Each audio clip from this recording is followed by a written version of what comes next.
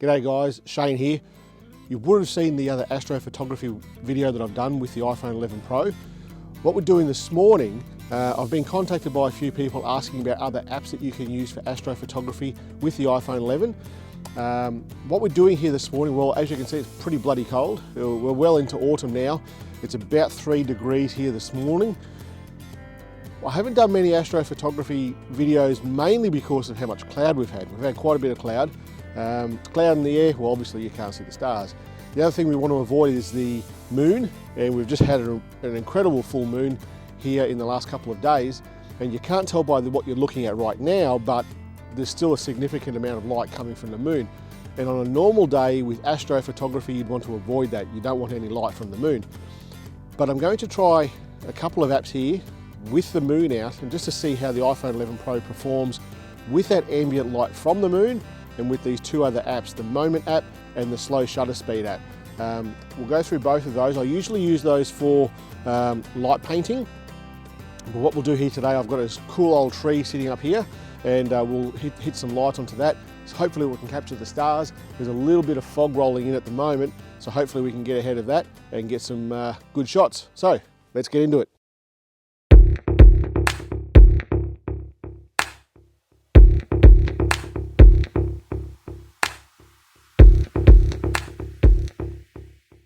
Now when we talk about astrophotography and we're talking about a subject that's going to be in that photo, if you looked at the other astrophotography video I did, and I'll link it up the top here, you'll see that I'm talking about two different ways to take a photo of that subject. You can either silhouette that subject against the night sky, or you can fill that subject with light or paint it with light, and it will appear lifelike, I guess, in the image. So we'll try both of them here.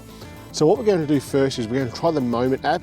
I've got a feeling it's not going to work that well with the light painting, the light trails mode on the Moment app, and we'll try the long exposure photo as well, the long shutter speed app, and we'll see how it works as well. I have a feeling though that the native camera app is probably going to be the best one for this sort of photo. Anyway, I've got the camera or the phone set up on a tripod here. The tree is sitting just over the fence here. The fence won't be in the photo or anything like that. The Milky Way itself, or the galactic core, it's actually over the back here. So it won't be in the image as such, but I do want to see if individual stars, and some quite bright ones up behind the tree here, are picked up with these two apps. All right, so let's get into it. Okay, so the first thing that we're going to try now is the slow shutter app, or the long exposure app, and I'll link it down the bottom there in the description as to where it is. I use this app for the light painting tutorial that I did before, and I'll link it up the top here. So what I've got here is I've set the camera up, or the phone up, on a tripod over here, and it's pointing directly up at the tree. It's an old dead tree. There's some stars up behind it. The Milky Way itself is not going to be in this photo, the galactic core that you'll normally see in the Milky Way photos like this one. The galactic core at the moment, it's up over here behind my back. And that's okay. The whole point of this exercise is to see if I can pick up some stars up behind the tree there. So what we'll do, we'll go into this app, we'll set it up, and I'll record the screen and show you up the top here exactly what we're doing here. So I'll quickly turn this on. Now in this app, it's got a couple of modes.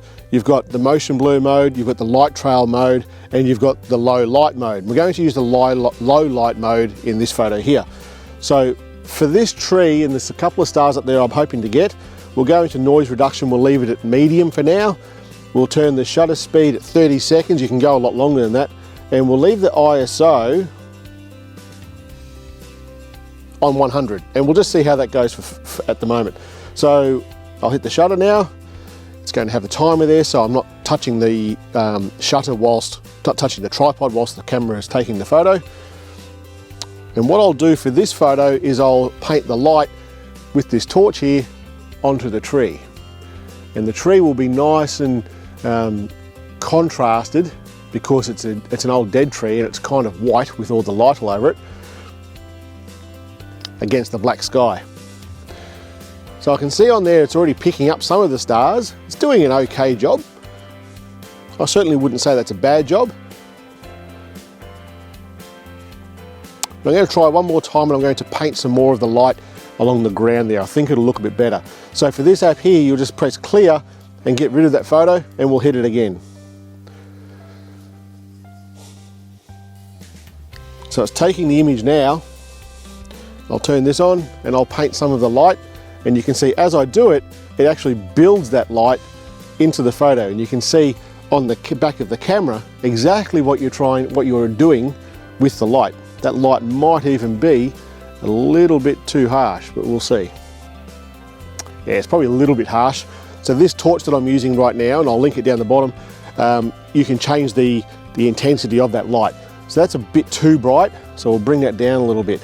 When you're light painting things like this, you've got a couple of options. You can either paint it for a longer period of time, as in hold the torch on that one period, on that one point, and it will kind of like burn the light into that image, or you can use a brighter light and just quickly scan over the image. I tend to prefer the second one. So I'll clear that one again, delete that photo, hit the shutter again. This looks like it might actually work. So I'll just turn that torch down a little bit. There we go, and paint there in front. That looks better already. Paint the top of the tree, paint in the center, the top there, like that.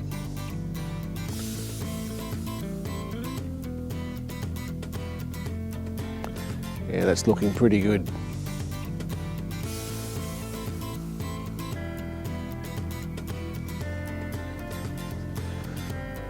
Yeah, I like that. That's not bad at all. All right, so that app obviously works. All right, so next we're going to try the Moment app. This is the one I'm not sure it's going to work really well. It's not specifically designed for this, but then again, nor is the long shutter speed app that we just used. The Moment app is really quite good for light trails. So if you're in the city and you've got some cool heavy traffic roadways at night time, you can get some pretty epic sort of light trails from the tail lights and headlights of those vehicles. So we're going to use the light trails mode on this. The motion blur one in the presets is okay, but it's certainly not for this. So we'll use the light trail one. We'll set it up, just touch where it says motion blur there, and it will swap between motion blur and light trails. So we'll go to light trails. First one there that we touch on is the shutter speed, and I want to bring that up to say, let's say 30 seconds. We'll leave the rest of it as it is, and we'll take that photo. This is a 30-second long exposure. In the same, giving it the same sort of principles, the same sort of benchmarking, if you like, as the last one. I'll paint the tree also with the light. And you can see there it's building on the screen there. The thing with the Moment app is that it builds, it saves all these images as a live photo. So I can show you this later just by holding on the screen there, and you can play out the light that I've just painted there, which is okay. We'll see how that one looks. I'll zoom in here.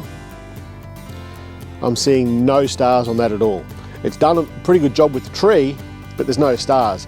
This is an astrophotography sort of a video. There's no point using the Moment app anymore. As far as I'm concerned, the Moment app doesn't do this particular job very well. And that's okay, it's not designed to do that. We thought we'd just try it. Let's go into the native camera app and we'll see how that one works. All right, the next one that we're going to try is the native camera app. We'll go into the camera app. Because it's on a tripod and it's low light, it's going to automatically give it, because it's low light, it's automatically going to give us the option for low light mode on the phone. Because we're on a tripod though, and the camera senses that it's very still, it's going to give us the option for a 30-second photo. And that's what we want to do with this photo. So first touch the yellow button up the top here, which is the low light mode, which will come on automatically if the camera says it's low light. Bring that scroll wheel down the bottom there, all the way over to the right. And like I said before, because it's on a tripod, there's the 30-second option for us right there. Touch on the screen once, hit the shutter, and it's taking the photo. Like the other two tests that we did, I'll shine this light here onto the tree as well and get some light happening on the tree to make a nice contrast against the dark sky, even though there's a moon up there, so it's kind of bright anyway. I think this is going to work better than the other two apps. It's made for the camera, it's got all the updated firmware on it, or all the updated software on it. It's just going to work. Like most Apple products, it's just going to work. We'll see how we go. It's processing it now. Let's have a look at the image, and that looks pretty bloody good. You can't disagree, that looks pretty good. You're going to see here some stars in the background. If we turned it around here, and I will do that actually, and we'll see if we can capture the Milky Way up behind us here. I can see the Southern Cross and the 2 pointers here. I think you'll agree that does it pretty good. So look, I'm going to take another photo now without painting the tree, and we'll see if we can get it silhouetted against the sky. The sky is pretty bright because of the moon. It's a significant moon. So we'll try without painting it, and we'll see what it looks like. Hit the yellow button all the way to the right, gives us the option for 30 seconds, and hit the shutter. It's processing now. Let's have a look at the image. And because there's that much light out here from the moon, it's pretty well done the light painting for us. That's pretty good. So hopefully that answers your questions, guys. The slow shutter app, the moment app, and the native camera app. So far, I think we'll all agree that the native camera app does it really well. What I'm going to do with those 3 images is edit all 3 of them. I'll do that on the 3-Minute Thursday tutorials that I do with the editing. If you haven't seen that, make sure you check it out. I'll put a link up into here. And if you want to know anything else about shooting these stars at night with the iPhone 11 Pro, leave a comment down the bottom here and I answer everything. And if it's a comment that you put there that I think that'll make a cool video, I'll do it for you anyway.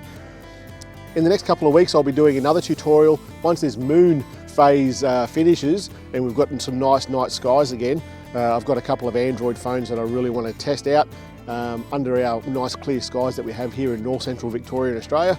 And stay tuned, guys. You'll see them soon. All right, catch you later.